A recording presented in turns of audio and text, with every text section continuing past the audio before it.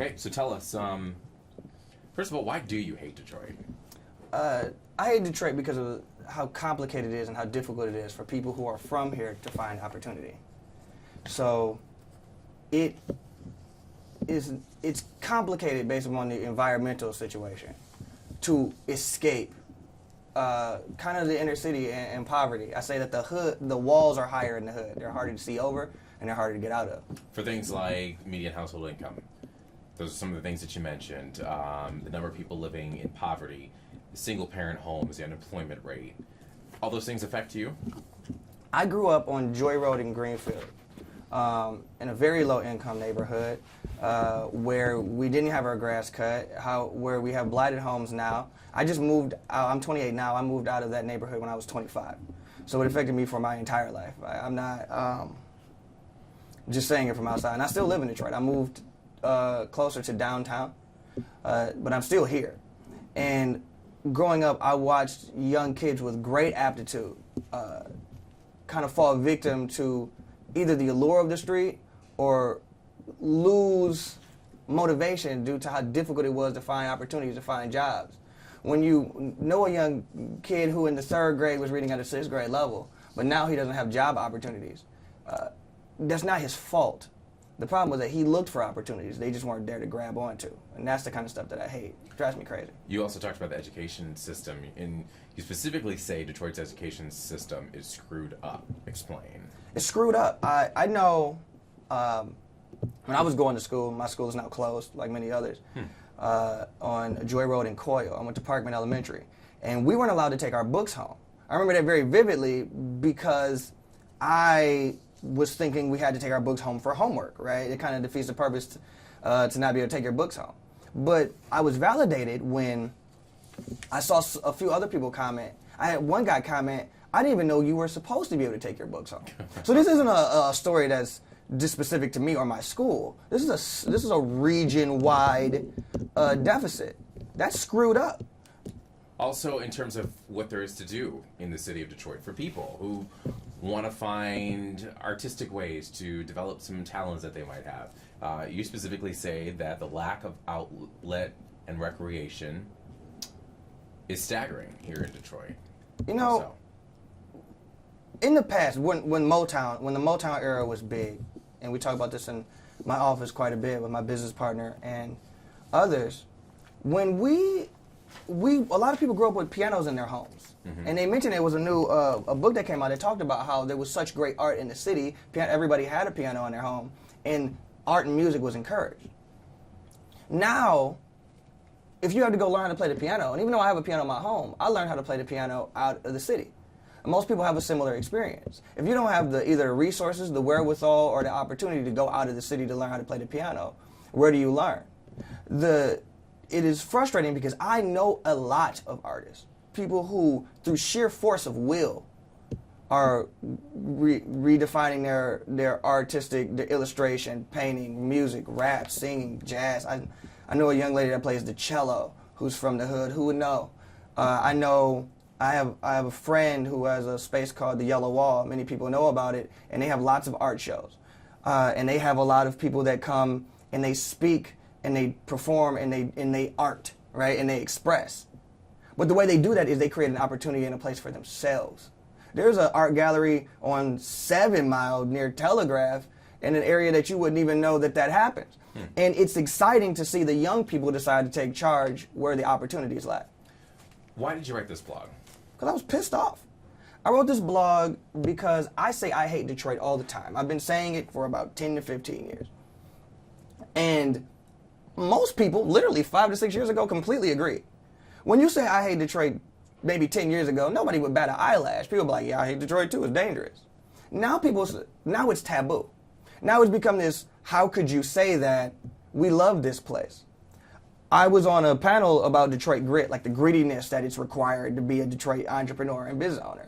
But I think people use words and they separate it from what the actual effect is. So if you see something like, what is Detroit grit? And I say I hate Detroit. I say it because grit is not easy. It's not a straight line. There are places where it's much easier to do business. It's places where it's much easier to succeed. Right now, we're in a place where our median household income is not less than the national average, it's half the national average. That's not a slight downtick. Our unemployment rate is not less than the national average, it is half, or twice rather, the national unemployment. And that is crazy. That says, how do you sell to people who don't have the means, even if you are an entrepreneur, even if you have great drive and passion? I've been an entrepreneur for about 8 years, maybe longer, actually, about 10 years. I was a freelancer. I had an organization. I work with my business partner, and now I have my marketing agency, Saga. And Saga, we help people tell their stories. We help do marketing and branding. We meet with people almost every day. And before they come to us and they talk about making stuff pretty, we sit down and we talk about what is the actual business case for your service and where are the people. And you see that almost every day. Where is the actual opportunity? And I'm not saying that there's not opportunity. What I'm saying is that you have to readjust how you approach it. To open a hamburger shop with 10 to 15 other hamburgers does not serve the city. But to open a hamburger shop with $5 hamburgers, maybe that does. To be honest about what our citizens are capable of supporting, and then what they're able to go and patronize, and then repatronize, that would be better for the city and give us more opportunities to employ people in the city. So you answered this question in your blog, so I'm going to ask it to you here. If you hate Detroit so much, why are you still here? So I am here because if everybody leaves, who's left? Right? If all of the kids that grew up in my neighborhood, who look like me, who I watched grow up and some that I've watched die, if all of those kids have no one to see that you can be from here, that you can grow here, and that you can change the world here, then who else is going to go? A lot of this problem is opportunity and access. And even, like I say, the walls and the hoods are higher. To see out to the opportunity is harder. So I just have to stand taller than those walls. The people that we employ, who are from the city, are people that have to stand taller than those walls. We have an obligation to those people.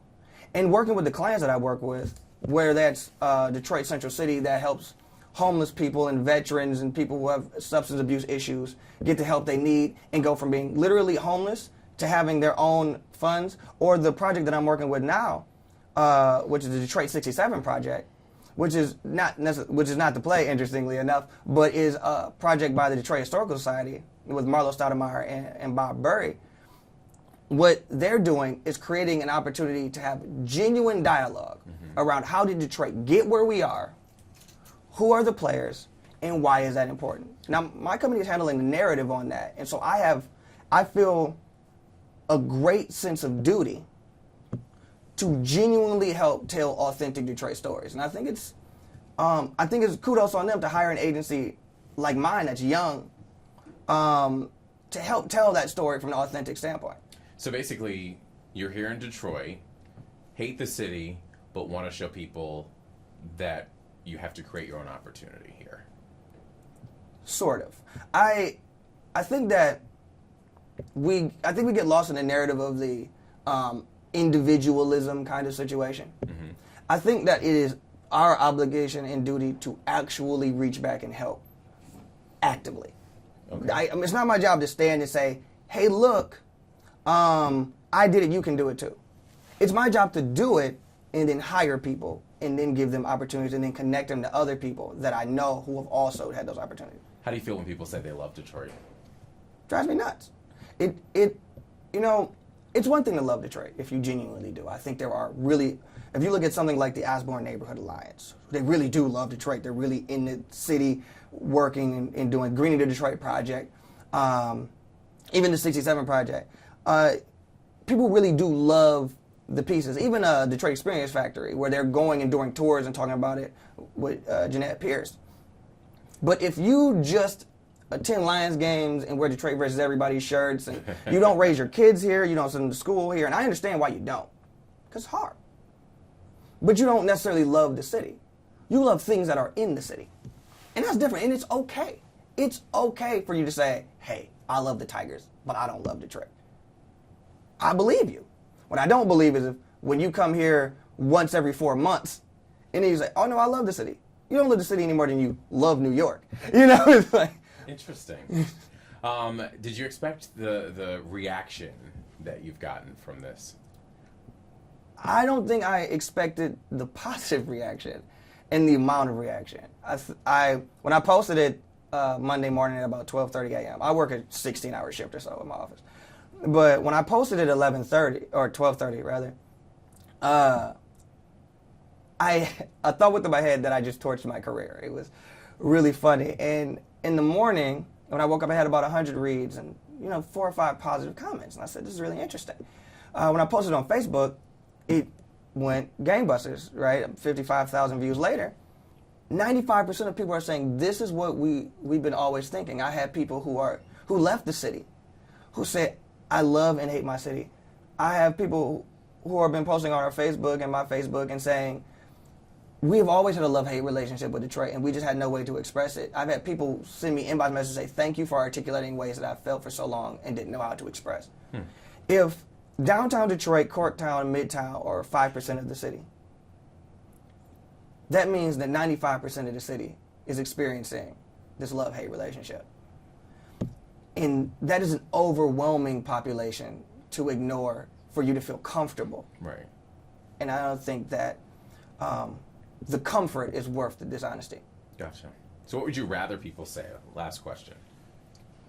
I would love people to say that I love this thing in Detroit, or I would love for people to say, I love Detroit so much that I want to see how we can build in the community and build in the neighborhood and start businesses that don't sell, I have this little bracelet on. I went to a store that was open in Midtown and they sold these same things for $120.